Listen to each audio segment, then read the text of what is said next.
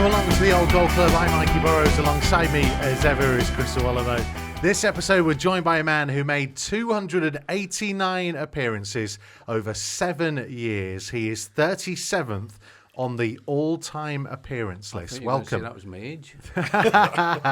Welcome to the Old Goal Club, Willie Carr. Thank you very much. You do have a proper middle name, not just obviously Willie, but I looked at it and I thought, I'm just going to get that wrong if I try and say it. McInerney. McInerney. Where it come from, I do not know. Somewhere in Ireland, I think.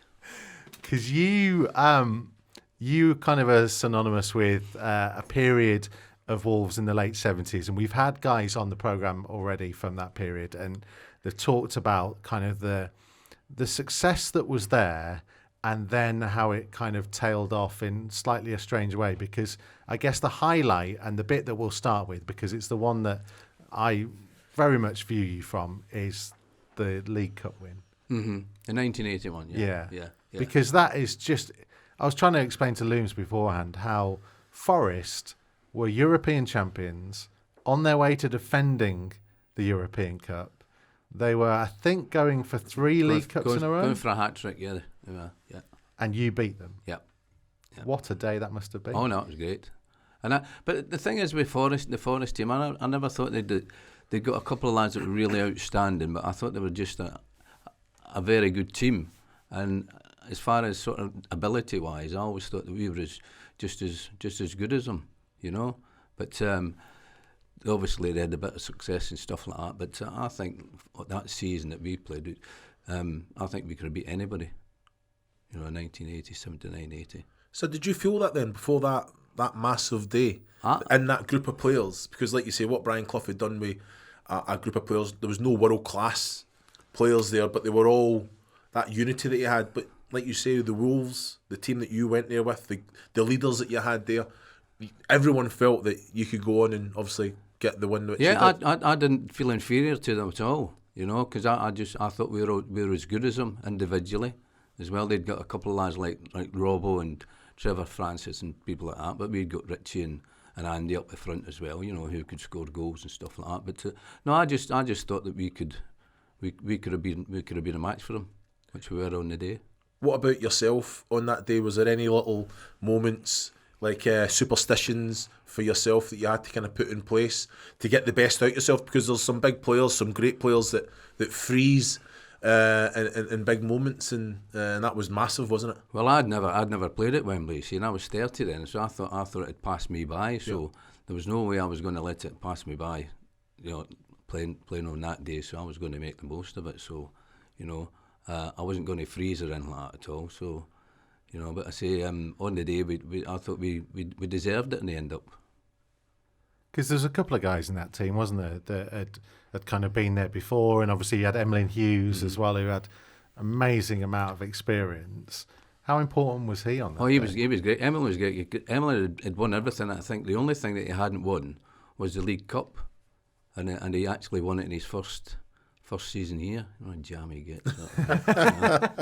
But no, he was great. He was a bit of class. He was sort of like he was slowing down and stuff like that. But up here he wasn't, you know. And he was very, very calm. Really, I thought he was class as well. You know, great by Barney to bring him in. Because we did a thing on an episode a couple of weeks back on the best captains that have been in Wolves history, and I know he wasn't kind of here for that long, but fans do rate Emlyn. No, I thought he was great, and like I played with Mick Bailey as well. And Mick was the ultimate skipper. Mick was, you know, because you looked up to Mick, you know, and because I remember meeting him a few years later after he'd finished and stuff like that, and we were at some do, and I asked him if he wanted a drink, so I got him a drink, but I got him the wrong drink, and he gave me a right bollocking. I hadn't met him for about 12 years, you know. I said, first thing he did, give me a bollocking for getting me the wrong drink, sort of thing. What about the night before the final? The manager allowed the group of players to kind of have a couple of beers. Truth in that? Yes, well, me and him had done that anyway, so, you know, we always used to take a couple of cans away with us anyway, away games and stuff like that. And Jeff Palmer, I think, would say, if you went past our room, all you'd hear was, tss, you know.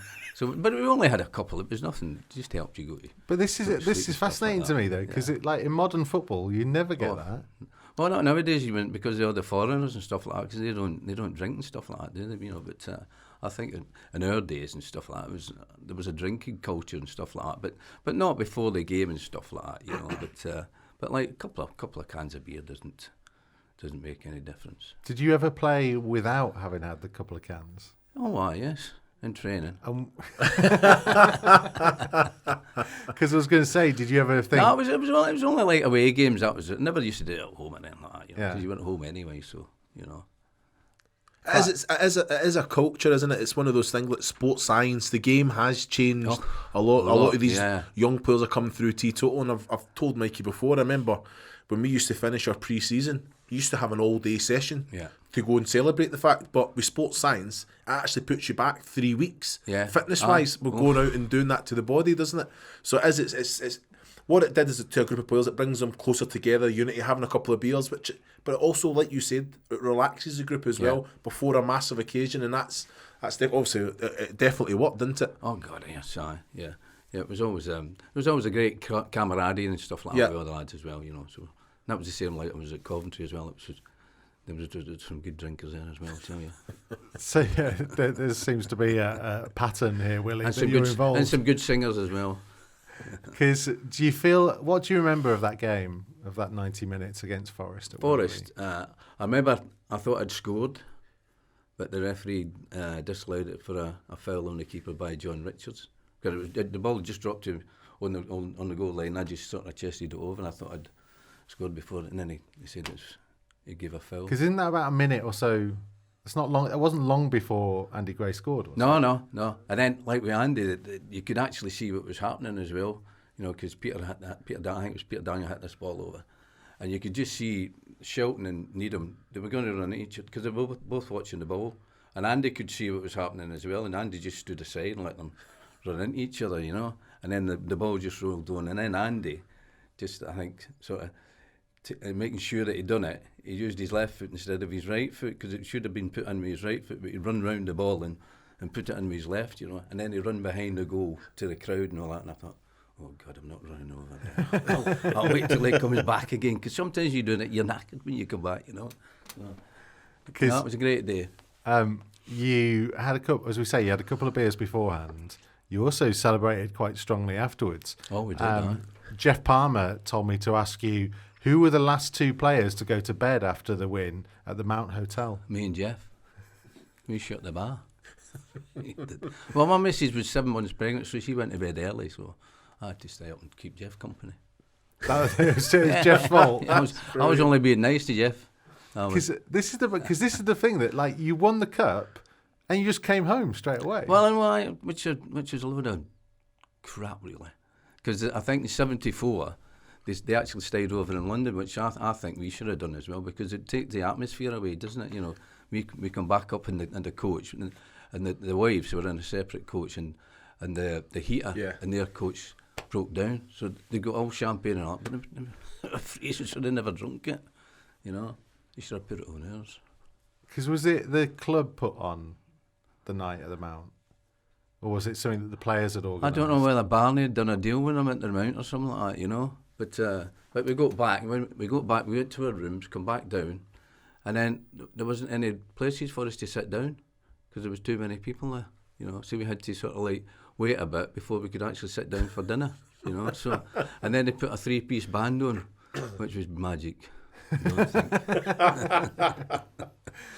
so everybody went in bed early, except for me and Jeff. Because it's crazy to think that that's the last time the club had that kind of moment. Yeah. Because you got to quite a few semi-finals as well, didn't you? Yeah. FA Cup. Yeah. Most disappointing one was Tottenham, really, when we equalised right at the end of the game, and I thought we should have went after them an extra time, but we didn't, because they'd gone as well, you know.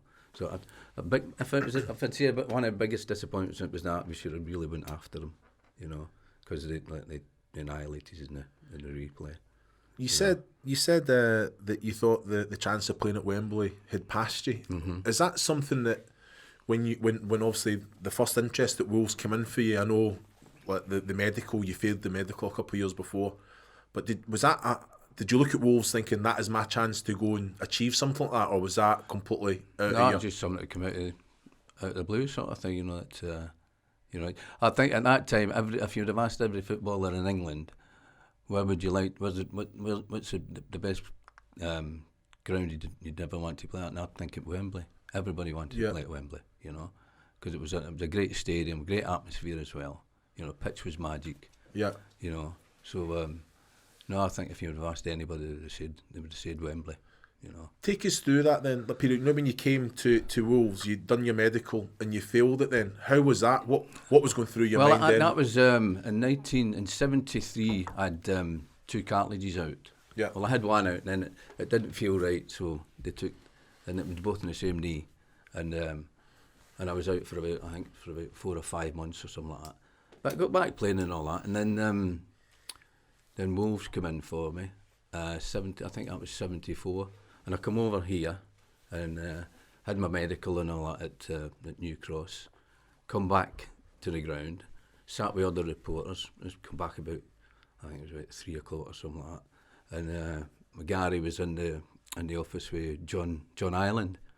And 5 o'clock, and they were still sitting in there. So I'd got an idea that something was wrong anyway. So McGarry came out and says, "Well, he says, can I have a word with you?" So he come out and went in the office, and he says, "I'm sorry, we can't sign you, because," he says, "it shows on your X-rays that you've got arthritis in your knees, And I knew myself, my knees were all right anyway. But obviously, if they're paying a lot of money, they couldn't take a chance. You see, so that was fair enough. That didn't bother me, So I'm back to Coventry and started playing at Coventry again. And how was that though for you, like mentally as well? Because that's a chance to obviously come to the likes of a club like Wolves. Yeah, but you couldn't do anything about it, Chris. If they weren't going to sort of like take a chance, you just had to go back and start again. And it didn't faze me at all. I just went back and started playing at Coventry, and and that was it. And then the year later, a few months, it must have been a few months later, it was. They came in for me again, and I obviously there was no thing me on the price or anything like that at all, because they got me for about 80 grand, so I didn't have to have a medical, and signed on transfer deadline day, March 75. Because that's what fascinates me, that like you would have cost around about 250,000, and then less than a year later it was 80,000, and they just didn't bother with a medical for 80,000. No. Well, I wouldn't have passed one, would I? Anyway, so. But I had no qualms. My knees felt all right to me anyway, so I wasn't worried about it. And you played for another 7 years. Yeah. I only left here because the Wolves were in the hands of the receivers at the time, and I got a year left on my contract, and didn't know what was going to happen. And then Millwall came in, and I'd made earlier on in my career I could have went to QPR. But I just didn't fancy London, and that was when QPR had got Stan Bills and Jerry Francis and people like that, But I just didn't fancy London, so I always sort of said after that whoever came in, I'd go and speak to them anyway. So I'd say Millwall come in, went down to see them and all that, and they would offer me more or less the same money as what I was on here, plus an extra year, So it seemed a good move at the time. Yeah. How much did a part of Bill McGarry play in the move? Bill signed me here, yeah. Right? But God, my debut against Chelsea, we won 7-1, right? And he gave us a bollocking afterwards, You scored in that game as well, I didn't did. you? I think I scored the third one. We were 3-1 up at half time, so we scored 4 in the second half, and he still moaned, So about what? It was a hard man to play, because we let them try and, it says we sort of let them try and take over from us, sort of thing, But we ended up scoring 4 goals the second half, so I don't know. Do you put that down to his management, or you coming in then as well, just to try and say, this is what I'm about, well, even after a 7-1 win, you know what, you're not going to have it all your own way? Yeah, because he was that type of person anyway, Bill. He was always a bit sort of like dour and stuff like that, but, But he was. If you done all right, he was okay. Tell you. Because it's interesting that the amount of players from your era, Willie, that have come in and have said that they didn't really get on with Bill McGarry. That obviously Sammy Chung, who was his assistant, Sammy was like the go-between. He was, because Sammy was a nice fella. He was, But Bill was an old-time manager, I suppose. He was very strict and stuff like that. So, but if you done what he said and you done all right, it was okay. It was just when he left me out there once, and the team was struggling and stuff like that. So he had me in the office and he wanted me to play. He says, little man, he says, I want you to play for me. I says, well, I won't play for you. I says, I'll play for me. I says, that's how I get out of the team in the first place, trying to play for you, sort of thing. So, and then I come back in and played to the end of the season and it was all right. At the end of the season we get relegated. So, I was going to say, it was tumultuous at times, wasn't it? Oh, Bill was. I say, if you'd done all right for him, he was okay. But because the thing that if I fell out with him, I didn't agree with what he said. You see, so there was a bit of a clash there. Because you had the relegation, as you say, which was kind of in your first full season at the club, and it became kind of a period of change that led to a remarkable few years, really, where we mentioned you got to 2 FA Cup semi-finals, you won the League Cup, you played in Europe. And we come straight back up as well, that was the other thing, after we get relegated. And, and then we had a couple of semi-finals, we played in Europe as well at PSV Eindhoven, whereas we were there and they took us round the factory because it was owned by Philips, and they ended up giving us all a razor, That was the most we got out that tie, I think, because I think they beat us over there, and then I think we beat them 2-1 here, but on aggregate they beat us. And then I think the floodlights conked out as well here, So well, at least you got a free shaver out of it. Still using it. Because, that was. Do you feel as if it needed that reset, the relegation to the second division? Well, I always thought that we didn't buy enough class. I always thought that you should try and better the team that you've got, and I thought sometimes we bought the same type of. We weren't any better than what we'd got, and I thought that was always a big failing of us, But that might have been something to do with money as well.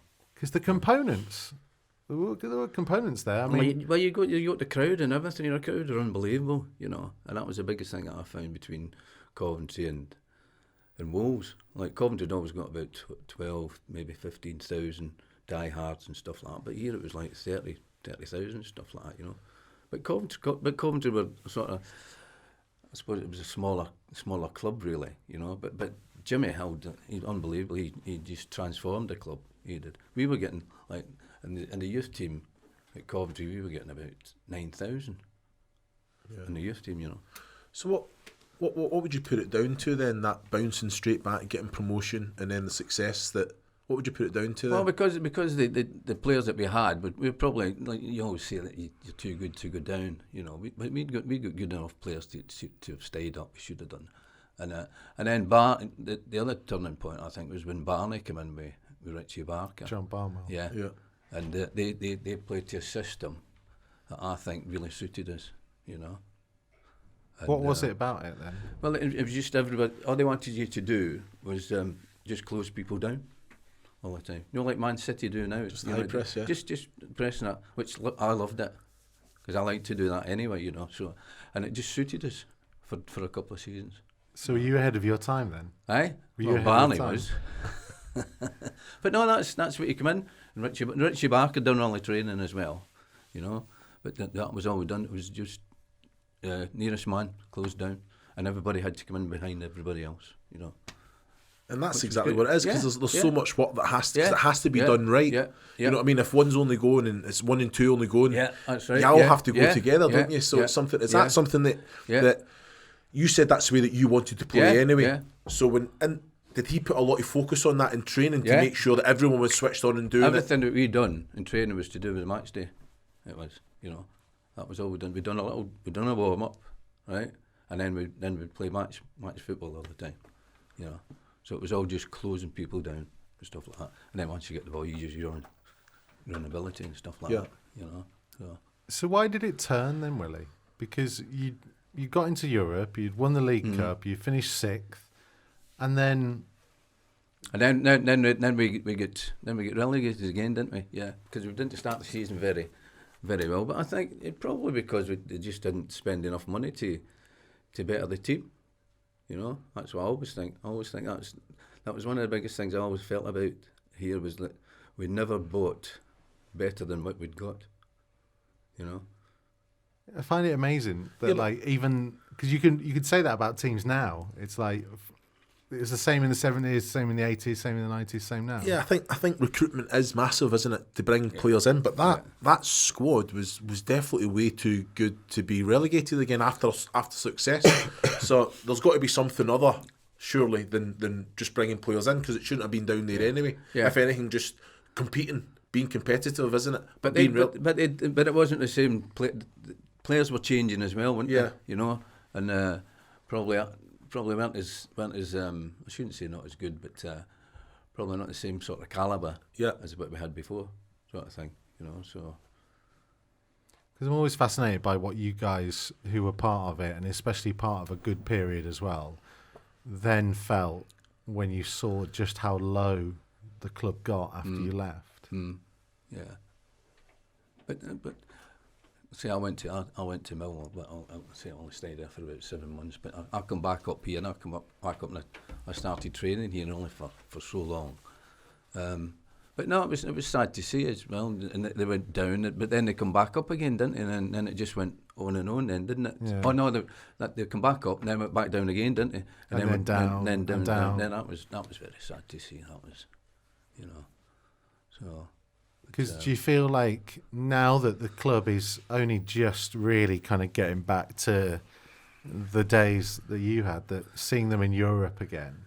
Do you know what I think now? I think now that if they need to spend money, they'll spend money. Whereas I think before, maybe they didn't have the money to spend. You know, and I think that's a big difference. Just punching above their weight with these people here. Yep. You know, that I think if they need to buy, they'll buy. Because why do you think they didn't have the money in those times? Because I guess they sold Steve Daly for a lot of money, and I know pretty much all of it went on Andy Gray. Yeah, that's right. Yeah, so. But like, I can't imagine. Were you all on big wages at the time for the? You asking me that? No. No. The most I ever earned was 20 grand a year. That was, you know, which was all right. Yeah. But it's nothing, no comparison to what they get nowadays and stuff like that, you know. But what was the equivalent? What were people generally on? Don't know. Maybe 5, 6, 7 grand, maybe even 10 grand a year. Don't know. It seems a crazy low amount for what you were doing. Yeah. But as I say, it was a decent wage. We lived off it anyway, so you know. And house prices weren't the same. You know, they're a bit different. Everything was better in the 70s. Well, cheaper. Yeah. So was it hard to leave when that time came?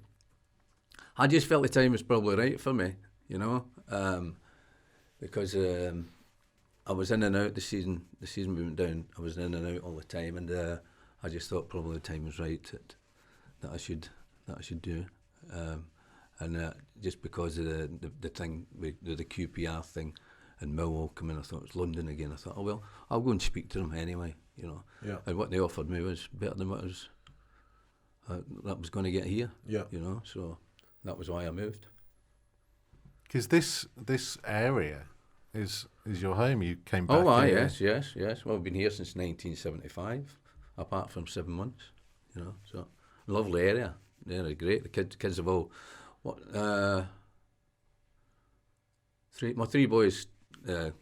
Were born in Leamington, but my daughter's from Wolverhampton. She's born in Wolverhampton, New Cross. So, but the kids all went to school here and stuff like that as well. So, because what is it about that affinity? Because you're not the only one. There's lots of players. No, there's a lot of the lads. Well, it's like you get Stevie Daly from Barnes and Scouse is obviously the Scouse. Richie's from Warrington. Hubby's from Bradford. So, you know, but they've all ended up staying round about here. You know. So it's obviously a nice place to live. People are great as well, very friendly. You can understand them sometimes.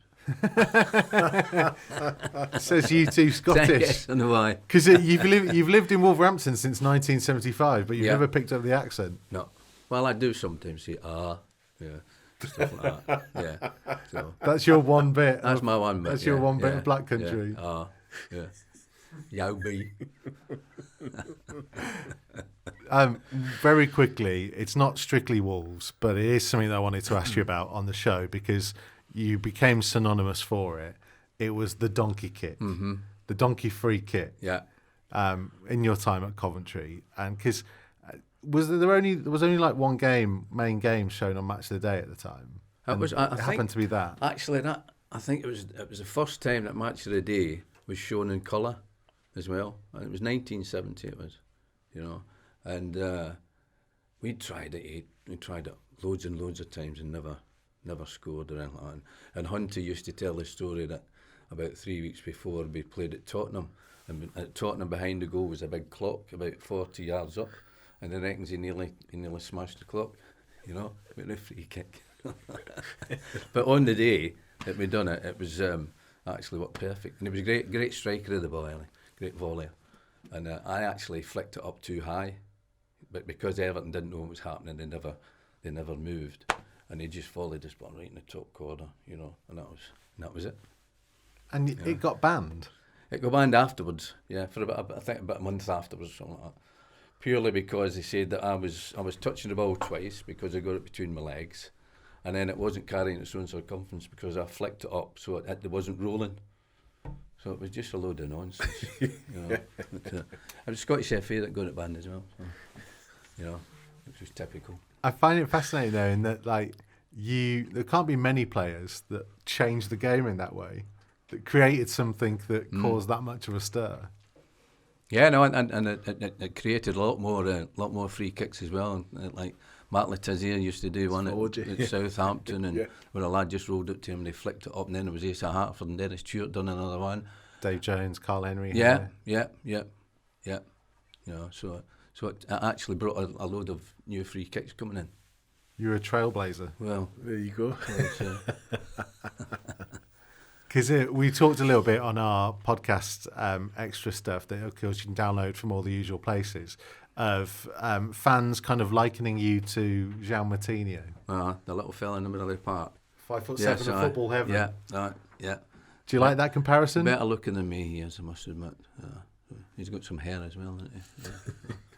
No, I think I like him.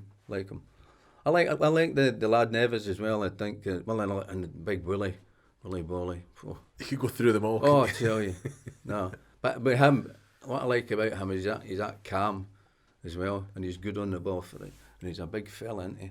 I remember watching the Man game where he gave the ball away, and he was really annoyed with himself.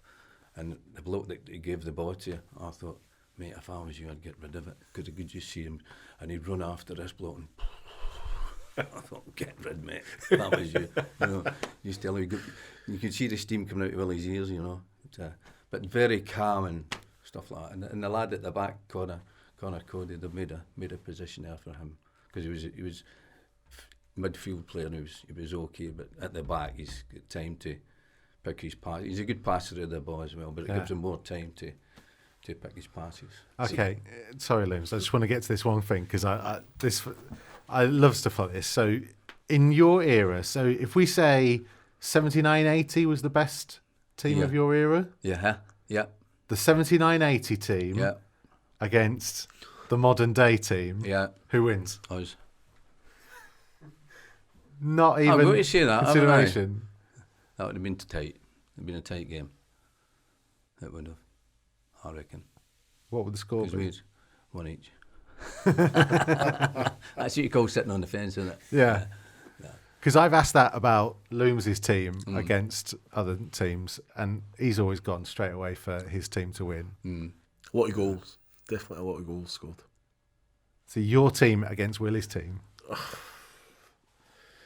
Watch what you're saying now. I know I've got this complete respect there. Yeah, I can't. I'm just sitting on the fence. I can't say anything. Come on. No, you can't tell, can you? It's just the era that you're in and stuff like that, you know. So It's just funny It's how hard to- you've just said there about Willie Bolly, Matinho, Conor Cody, about the composure, how calm they are, and that's probably one of your strongest traits. Is if like you could get on the ball no matter how much pressure, and just do what you wanted to do anyway, because you could see a pass, execute it, but you could just slow the game down and dictate the. It's just funny how you complimented them for one of your main strengths, isn't it? yeah. No, I love watching them as well, because they actually try and play football. And the lad, is it Traore?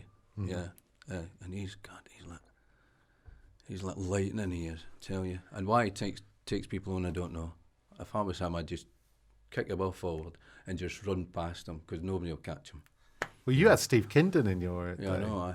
It's very similar. Sometimes when I've got to think about it, they just don't. Was Steve that?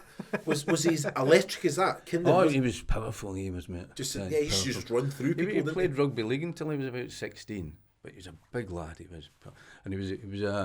They used to have a competition sprinting with the footballers, and I think he won it as well. Yeah, he won it quite a few times. Powerful, he was. But just like, yeah. like So should we never compare eras then? Well, you can. People always will do anyway, won't they? So, but no, because like teams like our team as well, like probably fitness wise, they would have probably been better than us. But if we were playing at the same time, a lot of people say to me, "Do you think footballers today would be, or people in your era would be as good today?" I say, well, yeah, because we're doing the same training and stuff like that. We'd probably be fitter than what we were then and stuff like that. Because these lads are all they've got to eat certain things and stuff like that. Whereas we never. They're not drinking 2 pints the night before a game either. Yeah, but look at the pitches that used to play on back in the day as well. The boots, this is what, because I used to think, the game's got so much faster, and it was Kenny Hibbert that put me in my place. It says, wait a minute, it's the ball. The ball kind of, that's the one that kind of dictates the pace of the game. But the pitches, the balls, Derby was unbelievable. The keeper used to get the ball at Derby, right? Kick the ball out. The old baseball ground. Yeah. And you just wait for it to bounce and it never bounce. You just go like that. And that was it, But that's what a lot of them were like. And at the end of the season, the pitches, all you could see, and the only place the grass was in the four corners, because it was all full of sand and everything, to dry the grounds out, So how will you feel, just to finish off, if Wolves actually win a trophy and eclipse your era? Well, yeah, I'd want them to. I wouldn't want them to get to a final and not win it, But no, that'd be good luck to them. Great. Yeah. And I think they're quite capable as well. It's a good way to finish. Brilliant. We will have more from Willie Carr on our extended podcast, which will be available to download from all the usual places. Don't forget, of course, to check out our sponsors this year. The Old Gold Club is powered by Blythe Group.